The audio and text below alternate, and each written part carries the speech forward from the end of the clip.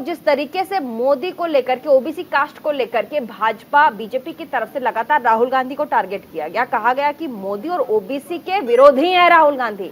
ऐसे में अब इस आप सिद्धारमैया को आप लेकर क्या डैमेज कंट्रोल कर रहे हैं? सिद्धारमैया को मुख्यमंत्री का चेहरा बना करके किया जा रहा है कांग्रेस की तरफ से। प्रीति जी, डैमेज कंट्रोल तो तब होता ना जब कोई डैमेज होता। 2024 के लिए डैमेज कंट्रोल सर। हाँ, तो डैमेज तो हुआ नहीं, तो जब अभी नहीं हुआ तो 2024 में क्या होगा? दरअसल मोदी के नाम पर सरनेम वाला जो विवाद था, उस विवाद में मोदी तो वैश्य समुदाय से भी आते हैं, मोदी ओबीसी से भी आते हैं, दूसरे दूसरे समुदायों से भी आते हैं, इवन दूसरे धर्म में भी आते हैं। इसलिए मोदी को एक जाति के रूप में देखा गया, यही सातवां आश्चर्य था।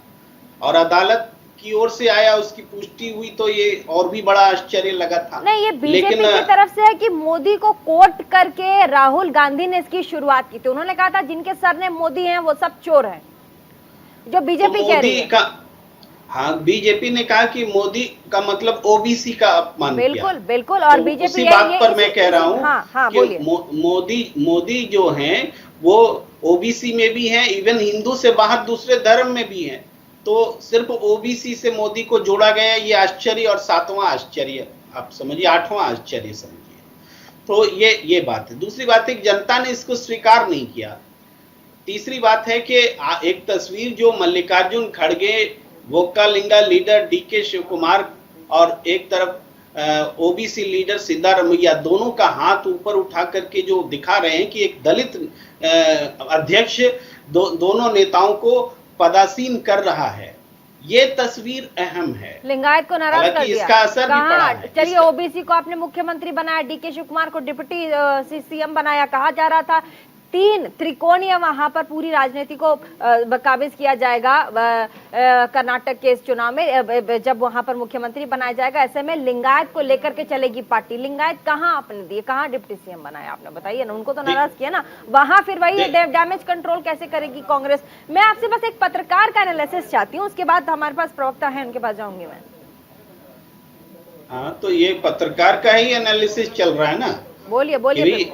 जहां से ओबीसी से बात शुरू की, अभी देखिए इसका रिएक्शन भी हो रहा है कि सेंट्रल गवर्नमेंट में जो किरण रिजिजू जी का जो सब्स्टिट्यूट बनाया गया, वो दलित समुदाय से बनाया गया। वहां भी एक पॉलिटिक्स चल रही है, और कर्नाटक से जो संदेश निकल रहा है उसके समांतर पॉलिटिक्स चल रही है। तो जाति आधारित जो भारत की राजनीति है, उस पर वो और मजबूत हो रही है। लिंगायत का डैमेज कंट्रोल कैसे करेगी कांग्रेस? लिंगायत का इसमें एक बात यह है कि जो मुख्यमंत्री नहीं बने वो तो बाकी सभी जातियां हैं ना, ब्राह्मणों का डैमेज कंट्रोल कैसे करेंगे? हम भी यह सवाल रख सकते हैं।